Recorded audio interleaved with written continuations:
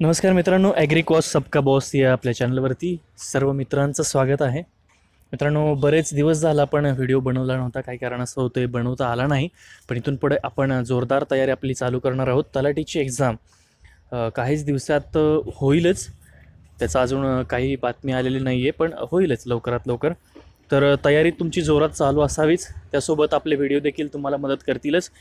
तर आपण 2014चा जिल्हाधिकारी कार्यालय रत्नागिरी येथील तलाठी भरतीची जी एक्झाम होती 2014ला झालेली, त्या एक्झामचा जो पॅटर्न होता, तर त्या एक्झामचं ॲनालिसिस आज आपण आजच्या लेक्चरमध्ये करणार आहोत. तर चालू करूयात. तर मराठीचं आपण लेक्चर सेपरेट घेणारच आहोत, मराठी व्याकरणवरती स्पेशल. आणि इंग्लिशचं देखील काय करायचं ते मला कमेंट करून सांगा की इंग्लिश व्याकरण पण घ्यायचं आहे का. मराठी म्हणी वगैरे पण आपण सेपरेट घेणार आहोत आणि त्याचे अर्थ पण घेणार आहोत, जेणेकरून तुमचा एका वेळी मॅक्सिमम अभ्यास किंवा मॅक्सिमम जे टॉपिक आहेत ते कवर होतील.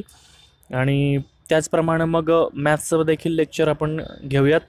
पण एक एक एक एक टप्पा आपण कंप्लीट करत जाऊयात. तुमच्या जशा कमेंट असतील, तुमच्या जशा रिक्वायरमेंट असतील त्याप्रमाणे मी लेक्चर घेऊन मला खाली रिकमेंड करा की कोणतं लेक्चर घ्यायला पाहिजे किंवा नाही. तर आजच्या आपण लेक्चरला सुरुवात करूयात. जवळजवळ एक 75च्या आसपास आजच्या लेक्चरमध्ये आपण क्वेश्चन कवर करणार आहोत. तर बघूया. पहिला प्रश्न आहे की पुढीलपैकी कोणते नाव नाटकाचे नाही. तर हमीदाबाईची कोठी, खोल खोल पाणी, उद्याचा संसार आणि वाजली विजेची टाळी. तर हे पहिले जे तीन आहेत ते सगळी नाटकं आहेत, पण चौथं जे आहे वाजली विजेची टाळी हे नाटकाचं नाव नाही आहे. तर मित्रांनो, हा प्रश्न आला आहे, याच्यावरून आपल्याला एक साधा निष्कर्ष आपण काढू शकतो की आयोग जे आहे जे प्रश्न विचारत आहे त्या प्रश्नाचा पॅटर्न जो आहे तो अशा प्रकारचा आहे की आपल्याला नाटकं देखील माहीत पाहिजेत, म्हणजे इतर करिक्युलर ॲक्टिव्हिटीमध्ये देखील आपल्याला माहिती पाहिजेत. आणि साधारणतः रोजचे पेपर जरी वाचले, शनिवार रविवारच्या ज्या काय एक्स्ट्रा पुरवणे असतात त्याच्यामध्ये देखील आपल्याला ही अशी एक्स्ट्रा माहिती जी आहे ती मिळू शकते. तर वाचायला वरवरती आपल्याला सोपं वाटतो हा क्वेश्चन की नाटकाचे नाव कोणतं नाही आहे, पण ते ॲक्च्युली आपल्याला ते नाटकं माहीत असायला हवेत की कोणतं नाटक आहे आणि कोणतं नाही. सो प्रवास वर्णनाचे नाव ओळखा. आता हे प्रवास वर्णन कोणतं आहे? खिल्ली, डोह, कांचनांची निरांजने आणि उथव. तर पहिले तीन आहेत ती प्रवास वर्णन नाही आहेत. तर चौथं जे आहे उथव हे प्रवास वर्णन आहे. नंतर चुकीची जोडी ओळखली की घड्याळाचं अनेक वचन केलं की घड्याळे होतं. मित्रांनो, देवचं देवच होतं, वीरचं वीरच होतं आणि पोळीचं पोळे नाही होतं. तर पोळीचं काय होईल? पोळ्या होईल. सो नेक्स्ट क्वेश्चन, पुल्लिंग ओळखा असा प्रश्न आहे. आणि गुलाम, दुकान, मैदान आणि मलम. तर मित्रांनो, पुल्लिंग, स्त्रीलिंग आणि नपुसकलिंग ओळखण्यासाठी एक सिंपल ट्रिक आहे. तो जर असेल, आपण तो लावलं की तो गुलाम, तर तो पुल्लिंग असतो. ज्या ठिकाणी आपण ते लावतो सुरुवातीला, म्हणजे ते दुकान, ते मैदान किंवा ते मलम, तर हे तिन्ही नपुसकलिंग आहेत. आणि जर स्त्रीलिंगी ओळखायचं असेल तर ती हा शब्द आपण लावतो, म्हणजे ती कविता. अशा प्रकारे तो, ते आणि ती लावून आपण पुल्लिंगी ओळखू शकतो. नंतर पुढचा प्रश्न आहे, वर्तमान काळाचे वाक्य कोणते आहे ओळखा. मी कशाला बोलावीन, मी कशाला बोलावतो आहे, मी कशाला बोलावले होते आणि मी कशाला बोलावले असेल. ते मित्रांनो सिंपल आहे. वर्तमान काळाचं मी कशाला बोलावतो आहे, आहे म्हटलं की चालू काळ आहे. बोलावेन किंवा बोलावले असेल हा भविष्यकाळ होईल. बोलावले होते म्हटलं की तो देखील भूतकाळ होईल मित्रांनो. तर बोलावले आहे, आहे म्हटलं की साधारणतः वर्तमान काळ आपण ओळखू शकतो. दीर्घ प्लस उत्तरी, तर या ठिकाणी संधी देखील महत्त्वाची आहे आणि संधीवरती देखील आपण लेक्चर घेणार आहोत. तर मोरा वाळिंबे सरांच्या बुकमध्ये जेवढ्या काही संधी असतील त्या प्रत्येक उदाहरणं आपण घेण्याचा प्रयत्न करत आहोत. नेक्स्ट व्हिडिओमध्ये करूयात मराठीच्या ग्रॅमरमध्ये. तर दीर्घ प्लस उत्तरी या दोन पदांचा योग्य संधी ओळखा. तर दीर्घोत्तरी असा त्याचा योग्य संधी आहे तो या ठिकाणी होतो. पुढीलपैकी कोणते कर्मधारय समासाचे उदाहरण नाही. तर कर्मधारय समासाचे उदाहरण, तर समास देखील आपण घेऊयात. तर या ठिकाणी कोणतं उदाहरण नाही असं विचारले. कमलनेत्र, पुरुषोत्तम, राम, लक्ष्मण आणि पूर्णचंद्र. तर या ठिकाणी कर्मधारय समासाचं उदाहरण राम, लक्ष्मण हे नाही आहे. तर अधोरेखित प्रत्यय कोणत्या विभक्तीचे आहेत. त्याने वाघाची शिकार केली. तर त्याने आणि वाघाची या ठिकाणी अंडरलाईन केलेली आहे.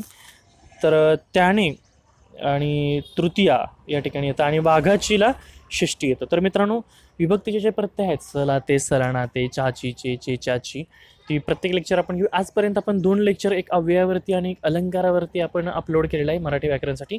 तर आपण पॉईंट वाईज सगळी लेक्चर घेऊया आणि त्या सर्व लेक्चरांचं मिळून परत फायनली एक संपूर्ण मराठी असं लेक्चर बनवूयात. तर त्याने वाघाची शिकार केली या ठिकाणी, त्याने तृतीयमध्ये येतं आणि वाघाची षष्ठी आहे. भावे प्रयोग नसलेले वाक्य कोणतं आहे ते ओळखायचं आहे. तर तिने बाहुली उंच उडवून झेलली, आम्ही खोटे बोललेले आवडत नाही, आणि मुलांनी कित्येक दिवस झाडाकडे बघितले नाही, आणि रूपवानांनी कोणाला दिसण्यावरून चिडवू नये. तर या ठिकाणी भावे प्रयोग नाही असं वाक्य आहे. तिने बाहुली उंच उडवून झेलली, आणि बाकी सगळी जी आहेत ती भावे प्रयोगाची उदाहरणं आहेत. त्यानंतर नेक्स्ट कर्तरी प्रयोग. तर समाजाने नेहमीच सुधारकांना पाण्यात पाहिले, मी कधी कुमार्गाला जाणार नाही, आणि लोकांनी दरोडेखोरांना पकडून चोप दिला, सर्वांनी झाडाखाली सतरंजा अंतरल्या. त्या ठिकाणी कर्तरी प्रयोग आहे, मी कधी कुमार्गाला जाणार नाही.